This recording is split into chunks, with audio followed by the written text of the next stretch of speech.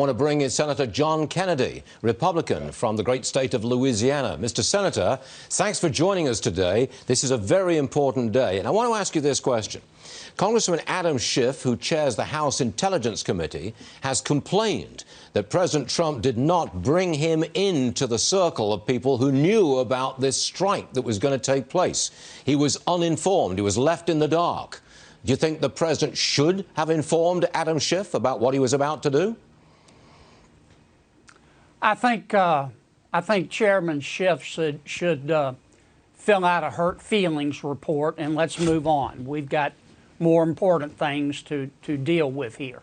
We don't have a lot of facts, Stuart, so it's important that we concentrate on the facts that we do have. Number one, Soleimani was a butcher. I'm glad to be able to refer to him in the past tense. Number two, I take the President and the Secretary of State at their word that this was a preemptive defensive strike. Number three, we will be briefed, we meaning the Senate, will be briefed next week. It will take probably a nanosecond for the information we receive to leak, so the American people will know. Number four, I think we have to accept the if not a fact, a pretty good prediction that Iran will retaliate. We don't know how. It may not be a military strike. It may be a terrorist strike in another country. It could be through cyber terrorism. Number five, this day has been coming. The United States of America has demonstrated enormous restraint in the face of almost weekly, some would say daily, military provocations by the Ayatollah. And this day had to happen. And the final point I will make, we need to be measured in our responses, but we can never forget this fact.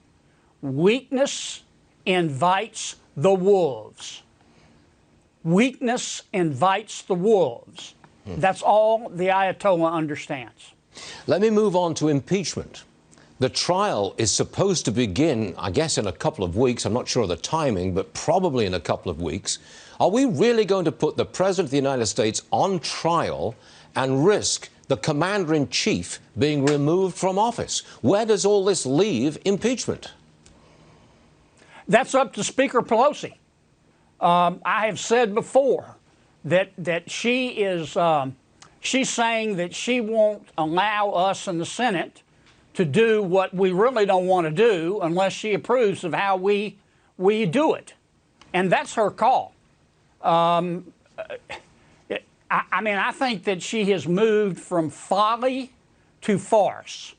I think most Americans, particularly in light of what has happened in the Middle East, understand that right now we don't have time for this folly to farce cluster event BS politics. But if the Speaker wants to continue to play her games, then I think that we should ignore her and go back to work and deal with the crisis in Iran and other more pressing domestic issues. But it's up to the Speaker.